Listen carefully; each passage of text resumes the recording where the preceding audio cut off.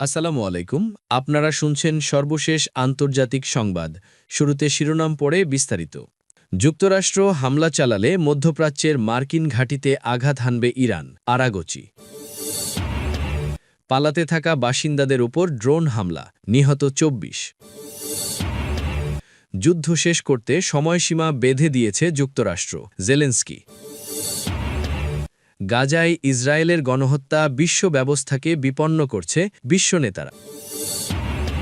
সর্বশেষ থাকছে ইরানের সঙ্গে বাণিজ্য করা দেশগুলোকে কঠোর হুঁশিয়ারি ট্রাম্পের। এতক্ষণ শুনছেন সংবাদ শিরোনাম, এখন বিস্তারিত। তার আগে অনুরোধ থাকবে ভিডিওতে লাইক দিন এবং ভিডিও সম্পর্কে আপনার গুরুত্বপূর্ণ মতামত কমেন্ট করে জানিয়ে দিন।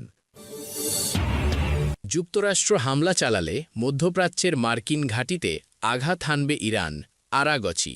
ইরানের ভূখণ্ডে যুক্তরাষ্ট্র হামলা চালালে ইরান ও মধ্যপ্রাচ্যে থাকা মার্কিন সামরিক ঘাঁটিতে হামলা চালাবে বলে হুঁশিয়ারি দিয়েছেন দেশটির পররাষ্ট্রমন্ত্রী আব্বাস আরাগচি। শনিবার ৭ ফেব্রুয়ারি আল জাজিরাকে দেওয়া এক সাক্ষাৎকারে তিনি কথা বলেন। সাক্ষাৎকারের অংশবিশেষ তার সরকারি টেলিগ্রাম চ্যানেলে প্রকাশ করা হয়। আরাগচি বলেন, যুক্তরাষ্ট্র যদি আমাদের উপর হামলা চালায় তাহলে আমরা আমেরিকার মূল ভূখণ্ডে হামলা করব না, তবে আমরা এই অঞ্চলে তাদের ঘাঁটিগুলোতে আঘাত হানব। এর আগে ইরানের পররাষ্ট্রমন্ত্রী আব্বাস আরাগচি জানিয়েছেন, ওমানে অনুষ্ঠিত হওয়া আলোচনা ইতিবাচক এবং এই ধারা অব্যাহত থাকলে ইরান ও যুক্তরাষ্ট্রের মধ্যে পারমাণবিক আলোচনা নিয়ে একটি ইতিবাচক কাঠামোতে পৌঁছানো সম্ভব হতে পারে। সাংবাদিকদের সঙ্গে কথা বলতে গিয়ে আরাগচি বলেন, যদি আমরা এই ইতিবাচক পথে এগোই তাহলে আমি বলতে পারি যে ইরান ও যুক্তরাষ্ট্রের পারমাণবিক আলোচনার বিষয়ে একটি ইতিবাচক কাঠামোতে পৌঁছানো সম্ভব। এদিকে মার্কিন প্রেসিডেন্ট ডোনাল্ড ট্রাম্প বলেছেন, ইরান নিয়ে খুব ভালো আলোচনা হয়েছে। ওমানে দুপক্ষের পরোক্ষ আলোচনার পর প্রেসিডেন্ট ট্রাম্প শুক্রবার বলেন, ইরান নিয়ে খুব ভালো আলোচনা করেছে ওয়াশিংটন, যা উত্তেজনা বৃদ্ধি এড়াতে পারবে। এদিকে মার্কিন প্রেসিডেন্ট ডোনাল্ড ট্রাম্প ফ্লোরিডায় মার-এ-লাগো রিসর্টে যাওয়ার পথে এয়ারফোর্স ওয়ানে সাংবাদিকদের বলেন, ইরানের বিষয়েও আমাদের খুব ভালো আলোচনা হয়েছে। ইরান মনে হচ্ছে একটি চুক্তি করতে চায়। আমরা আগামী সপ্তাহের প্রথম দিকে আবার দেখা করতে যাচ্ছি। এর আগে ট্রাম্প বলেছিলেন, আমরা গত বছর ইরানের বিরুদ্ধে মিডনাইট হ্যামার অভিযান চালিয়েছিলাম। আমার মনে হয় তারা এমন কিছুর মুখোমুখি আর হতে চায় না। ইত্তেফাক, MAS। পালাতে থাকা বাসিন্দাদের ওপর ড্রোন হামলা, নিহত ২৪। সুদানে পালাতে থাকা বাসিন্দাদের ওপর ড্রোন হামলা হয়েছে। দেশটির মধ্যাঞ্চলে আধা সামরিক বাহিনী র্যাপিড সাপোর্ট ফোর্সেস RSF এ হামলা চালিয়েছে। এতে অন্তত ২৪ জন নিহত হয়েছেন। শনিবার ৭ ফেব্রুয়ারি আল জাজিরার এক প্রতিবেদনে এ তথ্য জানানো হয়েছে। সুদান ডক্টরস নেটওয়ার্ক জানিয়েছে, বাস্তুচ্যুত পরিবার বহনকারী একটি যানবাহনে ড্রোন হামলা হয়েছে। এতে তারা নিহত হয়েছেন। নিহতদের মধ্যে ৮ জন শিশু, যার মধ্যে ২টি শিশু নবজাতক রয়েছেন বলে জানিয়েছে সুদান ডক্টরস নেটওয়ার্ক। শনিবার উত্তর কুর্দোফান প্রদেশের রাহাত শহরের কাছে এই হামলার ঘটনা ঘটে। চিকিৎসক সংগঠনটি জানায়, নিহতরা ডুবেইকার এলাকায় চলমান সংঘর্ষ থেকে পালিয়ে যাচ্ছিলেন। এর আগের দিন শুক্রবারও উত্তর কুর্দোফানে ত্রাণ সহায়তা বহর ও জ্বালানি বহনকারী ট্রাক লক্ষ্য করে একাধিক ড্রোন হামলা চালানো হয়। এতে অন্তত ১ জন নিহত এবং কয়েকজন আহত হন। আল জাজিরা জানিয়েছে, উত্তর কুর্দোফান রাজ্য সরকার বিশ্ব খাদ্য কর্মসূচি WFP সংশ্লিষ্ট একটি ত্রাণবহরে হামলার তীব্র নিন্দা জানিয়ে RSF-এর নেতৃত্বের বিরুদ্ধে নিষেধাজ্ঞা আরোপের জন্য আন্তর্জাতিক সম্প্রদায় ও জাতিসংঘের প্রতি আহ্বান জানিয়েছে। হামলাগুলো রাজ্যের রাজধানী এল ওবেইদ থেকে হোয়াইট নাইল রাজ্যের কোস্তি শহরের সংযোগ সড়কে সংগঠিত হয়েছে। এলাকাটি ত্রাণ সরবরাহের জন্য অত্যন্ত গুরুত্বপূর্ণ একটি পথ। জাতিসংঘের মানবিক সহায়তা সমন্বয় দপ্তর জানায়, ভোরবেলায় প্রথম হামলায় এর রাহাদে ৩টি ট্রাক ক্ষতিগ্রস্ত হয়। এরপর আল্লাহ কারিম এলাকায় দ্বিতীয় হামলায় জাতিসংঘের ত্রাণবাহী যানসহ ৪টি গাড়ি ক্ষতিগ্রস্ত হয়। এছাড়া রাওয়াবা এলাকায় ৩টি ড্রোন হামলায় একটি পরিবহন ট্রাক ও একটি জ্বালানি ট্যাঙ্কার ধ্বংস হয়। এতে আরও বেসামরিক হতাহতের ঘটনা ঘটে। এ বিষয়ে WFP এখনও আনুষ্ঠানিক বিবৃতি দেয়নি। সুদান ডক্টরস নেটওয়ার্ক জানিয়েছে, এল ওবেইদে বাস্তুচ্যুত জনগোষ্ঠীর জন্য ত্রাণ সরবরাহের সময় বহরপে হামলার শিকার হয়। সংগঠনটি একে আন্তর্জাতিক মানবিক আইনের চরম লঙ্ঘন ও যুদ্ধাপরাধ বলে আখ্যা দিয়ে স্বাধীন তদন্ত এবং মানবিক কর্মীদের সুরক্ষায় কঠোর আন্তর্জাতিক পদক্ষেপের দাবি জানিয়েছে। যুক্তরাষ্ট্র হামলার নিন্দা জানিয়েছে। আরব ও আফ্রিকা বিষয়ক মার্কিন সিনিয়র উপদেষ্টা মাসাদ বোলুস সামাজিক যোগাযোগ মাধ্যম X-এ লেখেন, ক্ষুধার্ত মানুষের জন্য পাঠানো খাদ্য ধ্বংস করা এবং মানবিক কর্মীদের হত্যা করা জঘন্য অপরাধ।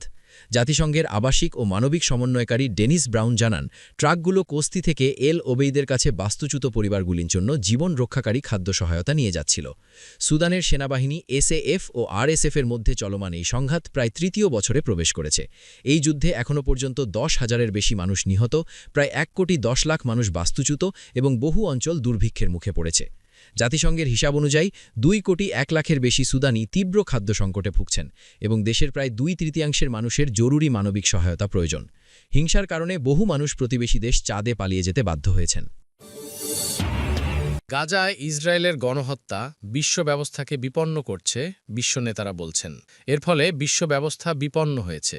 কাতারের দোহায় অনুষ্ঠিত 17তম আল জাজিরা ফোরামে এসব মন্তব্য করেন বিশ্ব নেতারা। শনিবার 7 ফেব্রুয়ারি আল জাজিরার এক প্রতিবেদনে এ তথ্য জানানো হয়েছে। ফোরামে বক্তব্য দেওয়া জ্যেষ্ঠ রাজনৈতিক নেতা ও কর্মকর্তারা সতর্ক করে বলেন, গাজার যুদ্ধ আন্তর্জাতিক আইন ও নীতিমালার অবক্ষয়কে ত্বরান্বিত করছে এবং আঞ্চলিক শক্তির ভারসাম্য নতুনভাবে রূপ নিচ্ছে। তবে একই সঙ্গে এই সংঘাত ফিলিস্তিন ইস্যুকে আবারও বৈশ্বিক কূটনীতির কেন্দ্রে ফিরিয়ে এনেছে। ইরানের পররাষ্ট্রমন্ত্রী আব্বাস আরাগচি বলেন, ফিলিস্তিন ইস্যুই মধ্যপ্রাচ্যের ভবিষ্যৎ নির্ধারণকারী প্রধান কৌশলগত প্রশ্ন। তিনি সতর্ক করে বলেন, গাজায় ইসরায়েলের সামরিক অভিযান আন্তর্জাতিক আইনি ব্যবস্থাকে দুর্বল করে দিচ্ছে। আরাগচি বলেন, গাজায় যা ঘটছে তা শুধু যুদ্ধ নয়, এটি বেসামরিক মানুষের জীবন পরিকল্পিতভাবে ধ্বংস করার এক ভয়াবহ উদাহরণ। এটি গণহত্যা। এই সহিংসতা মানবতার বিবেককে আহত করেছে এবং বেসামরিক জনগণের সুরক্ষায় বৈশ্বিক শক্তিগুলোর ব্যর্থতা উন্মোচিত করেছে।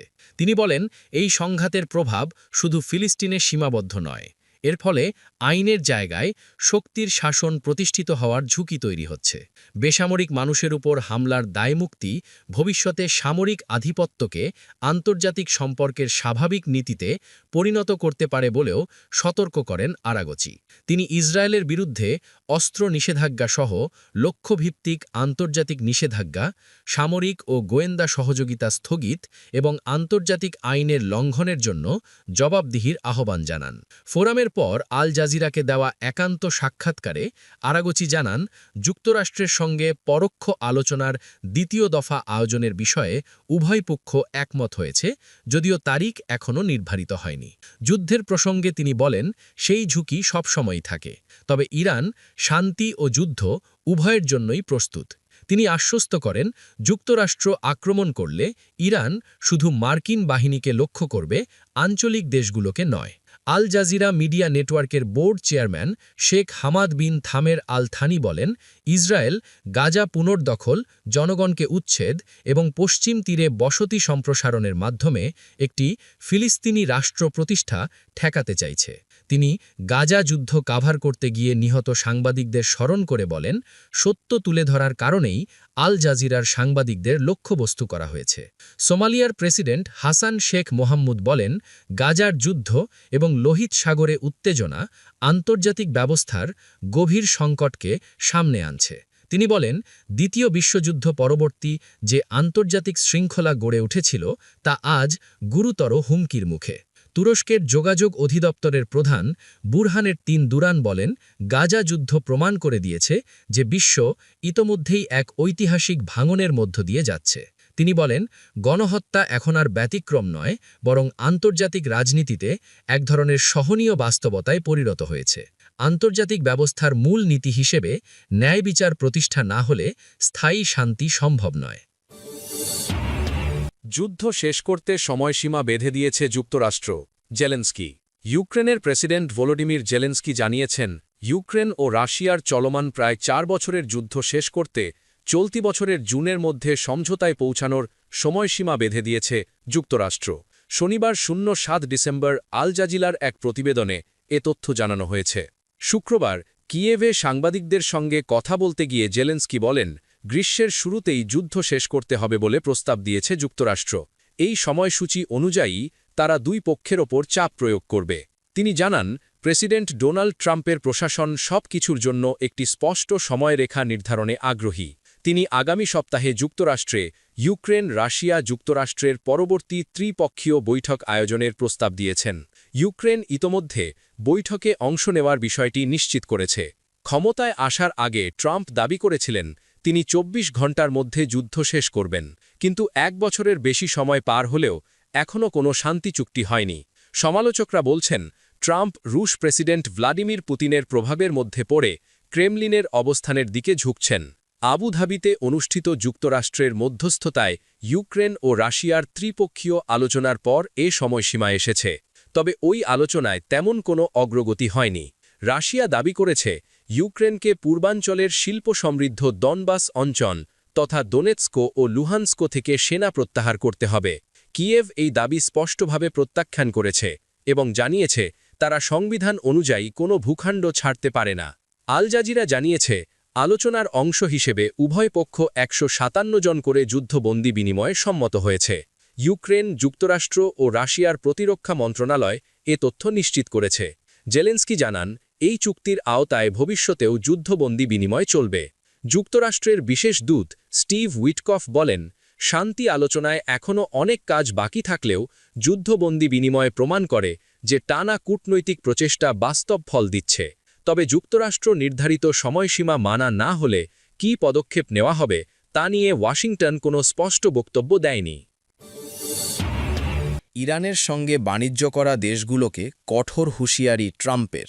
ইরানের সঙ্গে বাণিজ্য চালিয়ে যাওয়া দেশগুলোকে কঠোর হুঁশিয়ারি দিয়েছেন যুক্তরাষ্ট্রের প্রেসিডেন্ট ডোনাল্ড ট্রাম্প। সম্প্রতি তিনি এসব দেশের ওপর অতিরিক্ত শুল্ক আরোপের হুমকি দিয়ে একটি নির্বাহী আদেশে স্বাক্ষর করেছেন।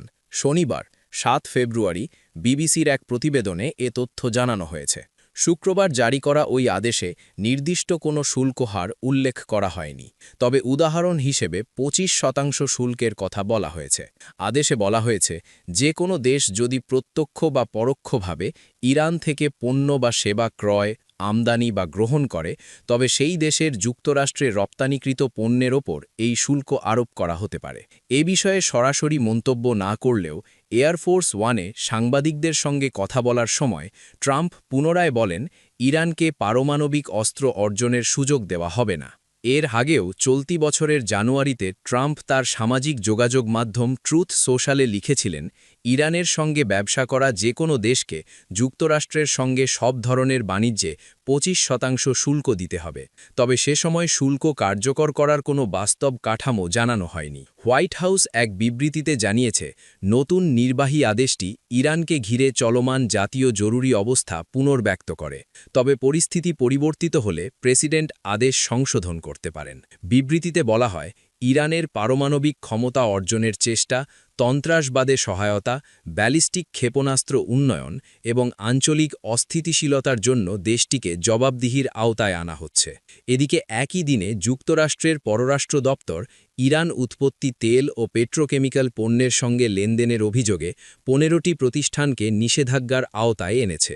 ইরান এ বিষয়ে তাৎক্ষণিক কোনো প্রতিক্রিয়া জানায়নি। দেশটি আগে থেকেই যুক্তরাষ্ট্র ও পশ্চিমা দেশগুলোর কঠোর নিষেধাজ্ঞার মধ্যে রয়েছে। তবে তেহরান বারবার দাবি করে আসছে তাদের পারমাণবিক কর্মসূচি সম্পূর্ণ শান্তিপূর্ণ।